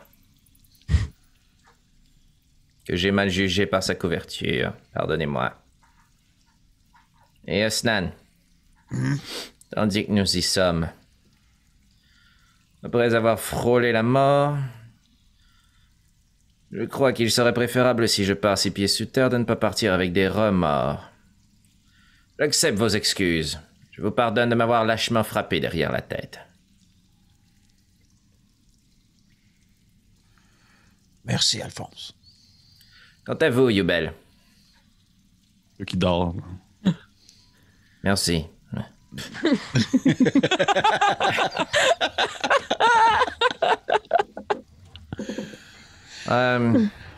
Nous avons franchi un certain point de confiance. Je sais, Osnan, que vous devrez vous reposer longuement. Mais que vous, Nairo, vous avez besoin de moins de repos que les individus mortels comme nous. Pourriez-vous m'assister un moment, je vous prie? Bien sûr. La tâche est relativement simple. Si vous me voyez perdre le contrôle, eh bien, tirez-moi à l'extérieur de mon livre. Je vais déposer mon tome sur le sol, au centre de la pièce, puis sortir de mon sac comme différents matériels, de l'encens, un paquet de trucs là, que vous voyez, puis c'est comme j'en sors, puis j'en sors, puis j'en sors, puis je place les pièces d'or de la bourse qui nous a été remise juste à côté de moi, mes 25 pièces d'or à moi aussi. Puis je commence à comme tracer au sol avec ces différents objets-là comme un lieu de rituel et autres. Là. Puis j'ouvre mon livre, puis la dernière chose que je sors de mon sac, c'est le parchemin que Yubel m'a remis.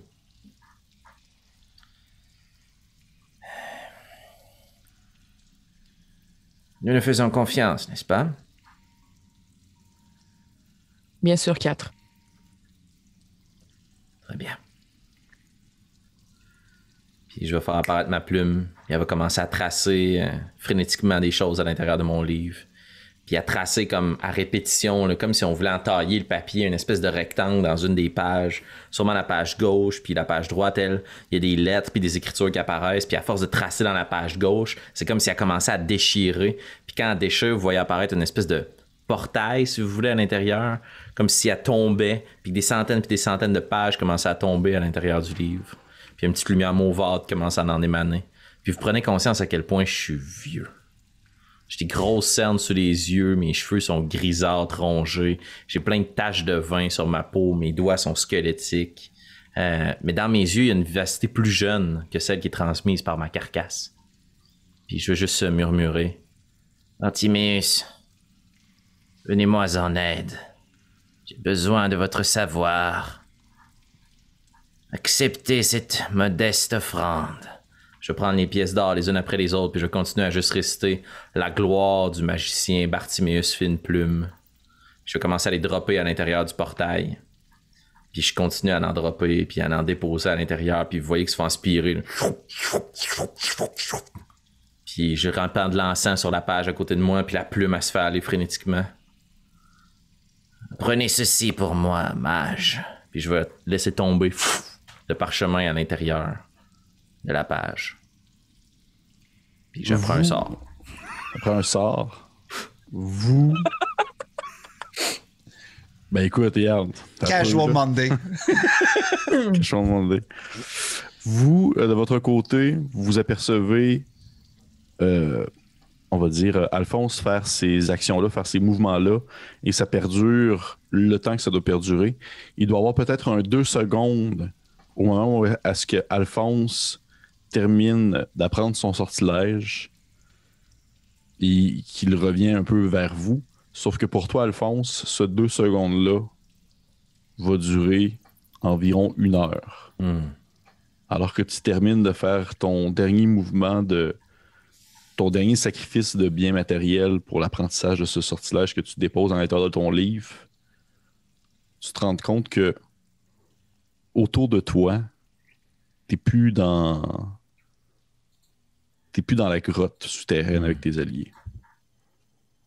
T'es dans un endroit, je dirais, qui semble être hors du temps. Tout est sombre, comme si tu te trouvais à l'intérieur encore une fois, d'un souterrain, mais de temps en temps, il y a des lumières mauvâtres qui éclatent dans l'espace autour de toi et qui, au moment d'éclater, semblent se diviser en plusieurs petits points comme des synapses qui exploseraient. Cet effet mauvâtre. Et tu te regardes, tu te vois, tu te regardes tes mains, tu touches ton visage, et tes mains et ton visage, tu es beaucoup plus jeune. Et tu aperçois un visage, un second visage apparaître devant toi, qui au début te donnerait l'impression de te regarder dans un miroir, sauf que ce visage-là, bien qu'on peut reconnaître des traits de ta famille, c'est quelqu'un d'autre qui est beaucoup plus âgé, beaucoup plus vieux. Et le visage continue à se définir, et tranquillement un cou ainsi qu'un corps apparaît, toujours dans un effet un peu, justement, couleur violacée qui s'étire, un peu transparent. Et tu as devant toi un vieil homme chauve, à une longue barbe pointue qui lui descend jusqu'au niveau de la poitrine. Celle-ci, à l'intérieur de celle-ci, dans sa barbe, il y a plusieurs petites billes métalliques qui ont été placées à certains endroits et qui représentent certains symboles importants de l'Empire, mais du vieil Empire, vraiment, datant d'il y a de plusieurs centaines d'années. L'homme en question est vêtu d'une gigantesque toge d'un mauve foncé avec des grandes manches d'où tu ne peux apercevoir même pas le bout de ses doigts, tellement que les manches sont longues. Il y a dans son cou plusieurs colliers d'argent, d'or, d'émeraude qui illuminent toujours de cette lumière-là, même un peu violacée, malgré le fait que l'émeraude est verte. C'est comme s'il y avait une double couleur qui se mélangeait devant toi. l'homme en question, au moment où il rouvre les yeux, tout ce que tu aperçois, c'est le vide. Le vide de l'infini.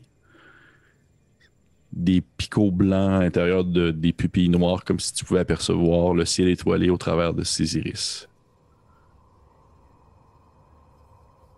Et il ouvre la bouche. Je vais mettre un genou au sol quand il ouvre les yeux. Faire une révérence. Il va ouvrir la bouche puis il va dire ça fait bien longtemps que nous nous sommes parlé, Alphonse. Comme vous avez pu le voir à la quantité d'énergie humaine que je vous envoie, Bartiméus, j'ai été très très occupé.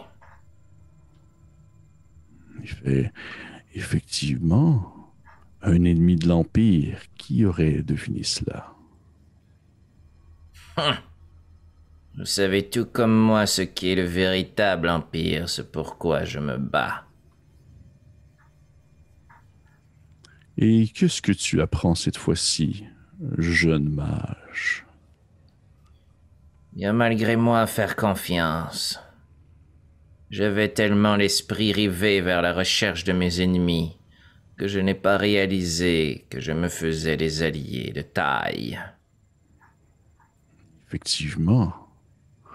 Une tortue aussi forte qu'un bœuf et une immortelle aussi sage que la moitié de moi.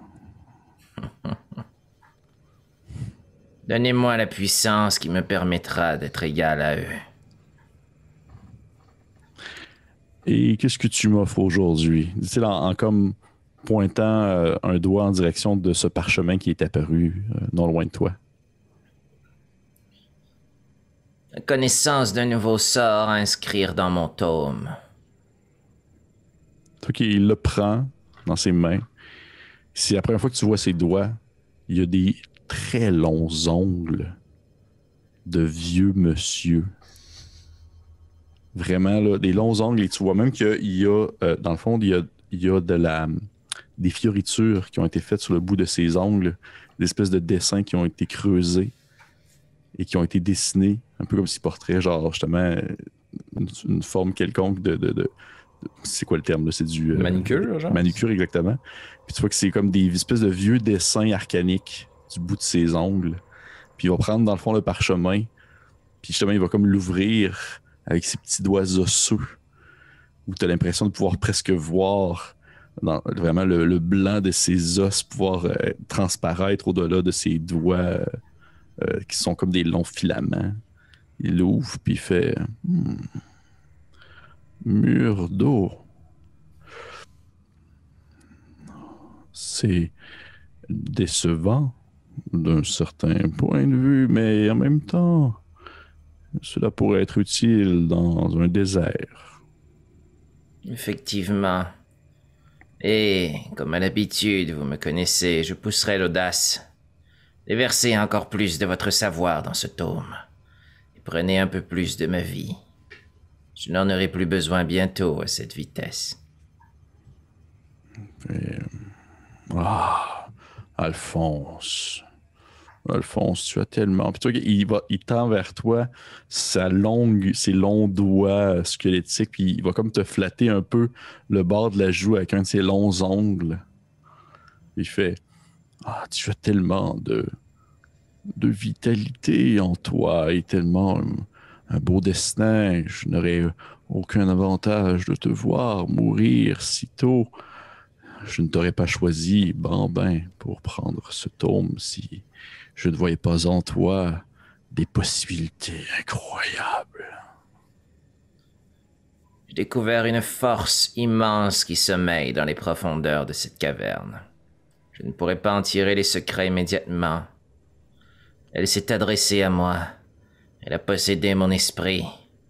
Donnez-moi la capacité de renverser les sorts. Donnez-moi la capacité de nous protéger. Et je vous servirai encore plus de vie. Bartiméus, mon maître. Il prend le parchemin, puis il regarde de ses yeux étoilés. Puis à ce moment-là, tu vois le parchemin comme s'effriter dans ses doigts. comme s'il se mettait à vieillir de plusieurs millénaires d'une fraction de seconde. Il se défait en poussière dans ses mains.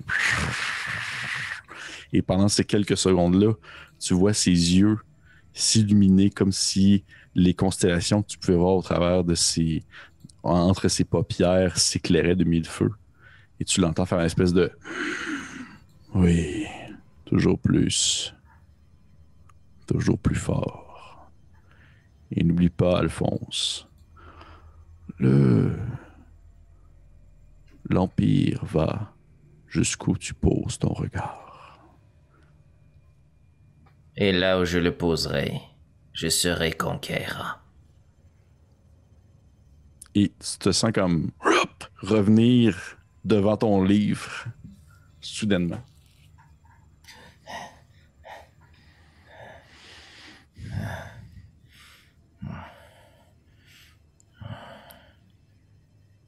Merci de votre soutien, Nairo. C'est tout? C'est bien assez. Je vais refermer mon tome. Quand vous voulez. Parfait. Qu'est-ce que vous faites, les autres? Vous dormez? C'est ça, je me disais.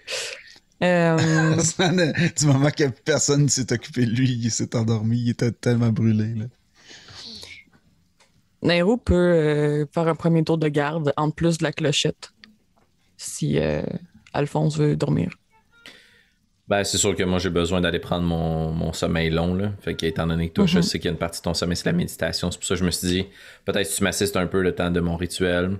Après ça, moi, je peux aller me coucher. Tu peux commencer tour de garde, investiguer des trucs, puis méditer, puis après ça, on repart. Ouais. Parfait. Donc, c'est toi que tu vas dans le fond faire le premier tour de garde Nairou. Ouais. Et les autres, pendant ce temps-là, vous allez vous coucher. Tu te retrouves seul, les yeux rivés sur ce que tu veux bien à l'intérieur de ce petit tunnel. La porte par où est-ce qu'on est arrivé. Mm-hmm. À quoi tu penses à ce moment-là? Je pense à ma déesse, Utis. OK.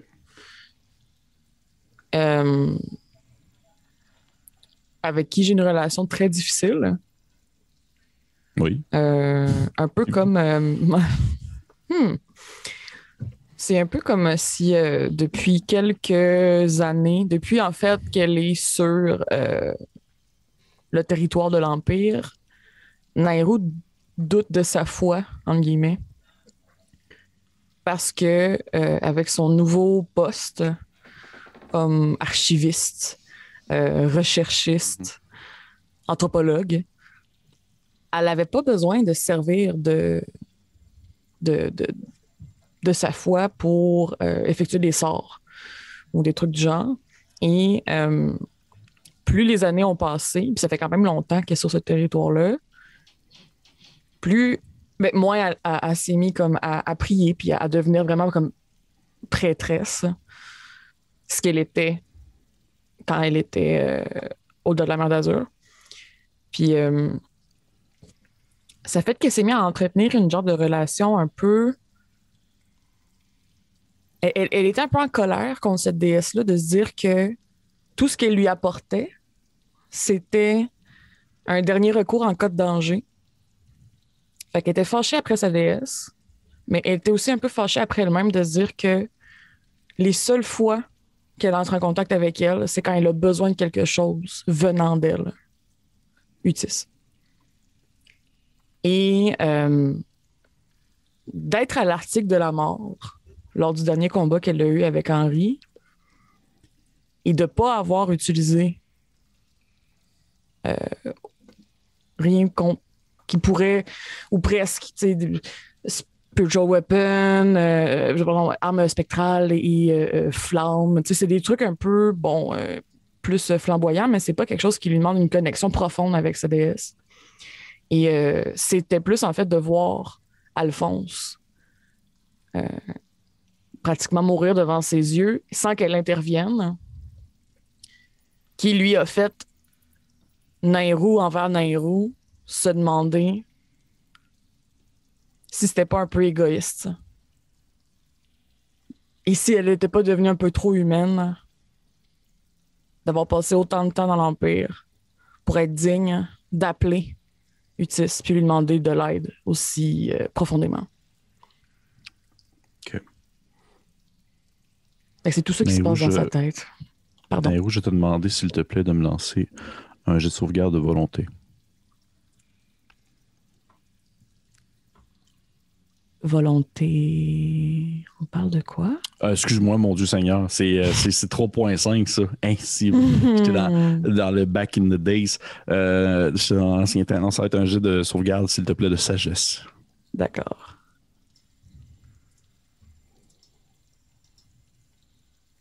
« 22. » OK. Alors que tu as toutes ces pensées-là qui s'entrecroisent dans ta tête, qui se mélangent par rapport à ta déesse, par rapport à cette relation qui semble être un peu scindée ou effritée justement par ta présence sur ce continent et en même temps peut-être un peu aussi par cette curiosité que tu donnes à l'espèce humaine. Parce que veux pas, ta déesse, c'est une déesse qui est très exclusive, c'est très elfique et très fière aussi de du sang elfique. Et tu as toutes ces réflexions-là qui te viennent en tête. Et tu entends une voix féminine qui te parle. Et qui te dit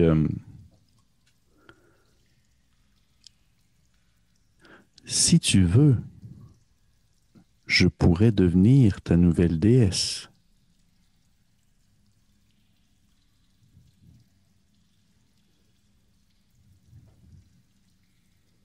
Qui êtes-vous? Tourne-toi, Nairou. Tu tournes de bord. Tu vois Grain Blanc debout. Ses yeux sont d'un rouge flamboyant. Comme si il n'était pas vraiment là. Et tu vois ses antennes bouger à gauche et à droite. Puis il fait « Ne t'inquiète pas, je ne ferai pas mal à ton ami. Je parle à travers lui. » Déjà était sa défensive, ouais, là. Oui. Que me voulez-vous? Ce que je veux, c'est t'offrir la possibilité de croire en quelqu'un d'autre. Voudrais-tu venir me voir?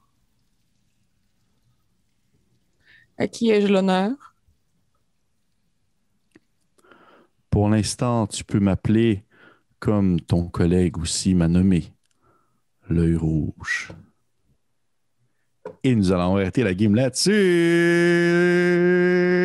That's it. Au pelaille. Là.